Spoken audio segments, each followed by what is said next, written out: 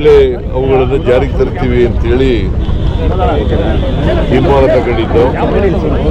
ಅದರಂತೆ ನಾವು ಮೇ 20, 2023ರಲ್ಲಿ ಅಧಿಕಾರಕ್ಕೆ ಬಂದು ಜೂನ್ 11ನೇ ತಾರೀಕು ಶಕ್ತಿ ಯೋಜನೆಯನ್ನು ಜಾರಿಗೆ ಕೊಟ್ಟು ಜೂನ್ 11, 2023 ಶಕ್ತಿ ಯೋಜನೆ ಜಾರಿಗೆ ಕೊಟ್ಟು ಅವತ್ತಿನಿಂದ ನಿರಂತರವಾಗಿ ಈ ರಾಜ್ಯದ ಎಲ್ಲ ಹೆಣ್ಮಕ್ಳಿಗೆ ಉಚಿತವಾಗಿ ಸರ್ಕಾರಿ ಬಸ್ಗಳಲ್ಲಿ ನಾವು ಕರ್ಕೊಂಡು ಹೋಗ್ತಾ ಇದ್ದೀವಿ, ಪ್ರಯಾಣ ಮಾಡಿಸ್ತಾ ಇದ್ದೀವಿ. ಸೊ ಅದು ಇವತ್ತು 500 ಕೋಟಿ ಟ್ರಿಪ್ಗಳು ಹೆಣ್ಮಕ್ಳು ಮಾಡಿದ್ದಾರೆ. 500 ಕೋಟಿ. ಅದಕ್ಕೆ ರಾಮಲಿಂಗಾರೆಡ್ಡಿ ಅವರು ಬಹಳ ಅವರ ಮುಂದಾಳತ್ವದಲ್ಲಿ ಇವೆಲ್ಲ ನಡೀತಾ ಇದೆ ಕಾರ್ಯಕ್ರಮಗಳು.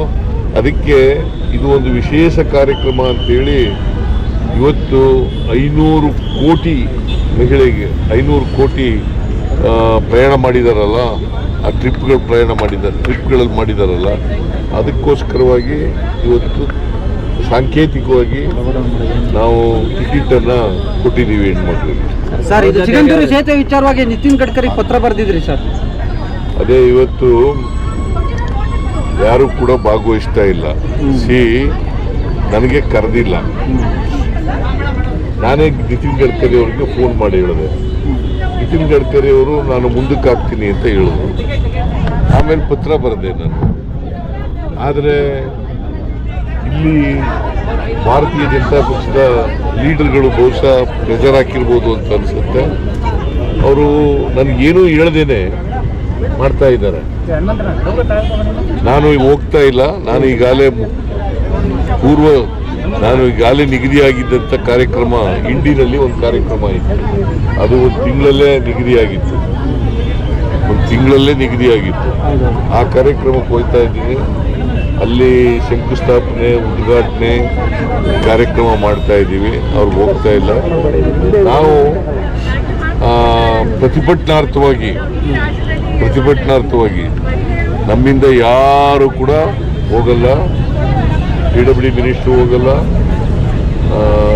ಡಿಸ್ಟ್ರಿಕ್ಟ್ ಇನ್ಚಾರ್ಜ್ ಮಿನಿಸ್ಟ್ರು ಹೋಗಲ್ಲ, ಅಲ್ಲಿ ಸಾಗರದ MLA ಅವರು ಕೂಡ ಹೋಗಲ್ಲ.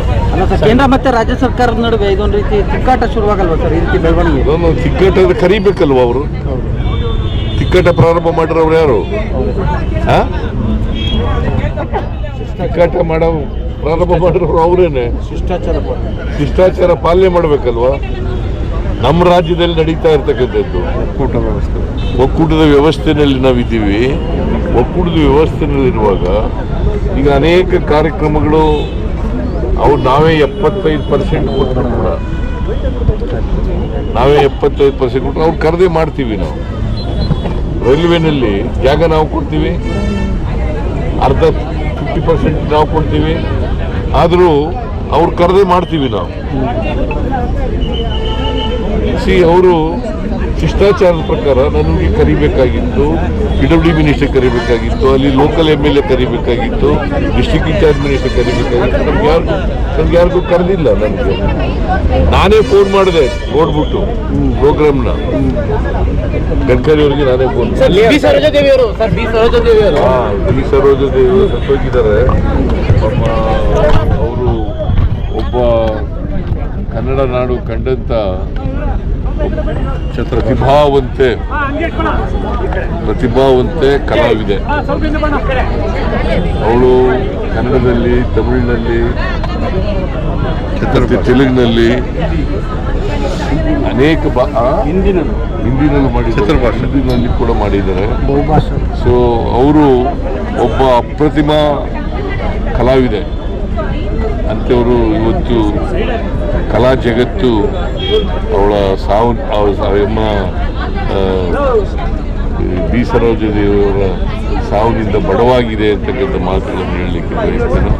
ಅವರ ಆತ್ಮಕ್ಕೆ ಶಾಂತಿ ಸಿಗಲಿ.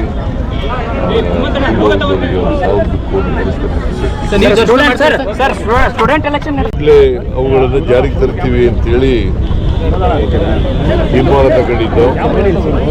ಅದರಂತೆ ನಾವು ಮೇ 2023 ಅಧಿಕಾರಕ್ಕೆ ಬಂದು ಜೂನ್ 11ನೇ ತಾರೀಕು ಶಕ್ತಿ ಯೋಜನೆಯನ್ನು ಜಾರಿಗೆ ಕೊಟ್ಟು ಜೂನ್ 11, 2023 ಶಕ್ತಿ ಯೋಜನೆ ಜಾರಿ ಕೊಟ್ಟು ಅವತ್ತಿನಿಂದ ನಿರಂತರವಾಗಿ ಈ ರಾಜ್ಯದ ಎಲ್ಲ ಹೆಣ್ಮಕ್ಳಿಗೆ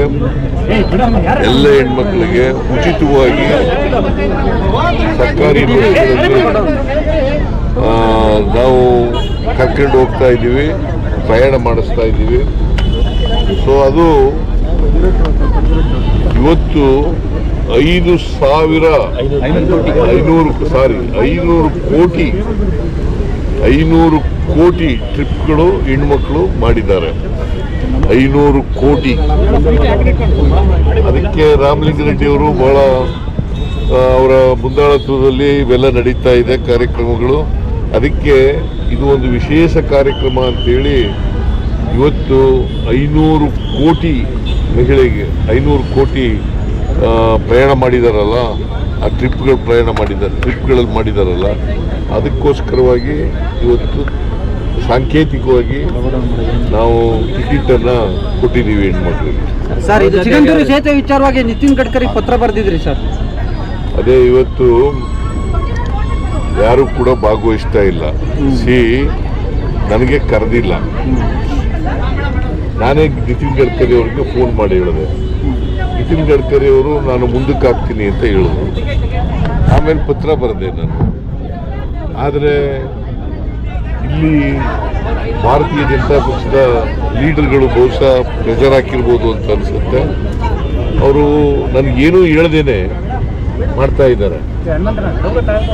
ನಾನು ಹೋಗ್ತಾ ಇಲ್ಲ. ನಾನು ಈಗಾಗಲೇ ನಿಗದಿಯಾಗಿದ್ದಂಥ ಕಾರ್ಯಕ್ರಮ ಇಂಡಿನಲ್ಲಿ ಒಂದು ಕಾರ್ಯಕ್ರಮ ಇತ್ತು. ಅದು ಒಂದು ತಿಂಗಳಲ್ಲೇ ನಿಗದಿಯಾಗಿತ್ತು. ಹೆಚ್ಚಿನ ವಿಡಿಯೋಗಳಿಗೆ ಪ್ರತಿಧ್ವನಿ ಯೂಟ್ಯೂಬ್ ಚಾನೆಲ್ ಸಬ್ಸ್ಕ್ರೈಬ್ ಮಾಡಿ, ಬೆಲ್ ಐಕಾನ್ ಕ್ಲಿಕ್ ಮಾಡಿ.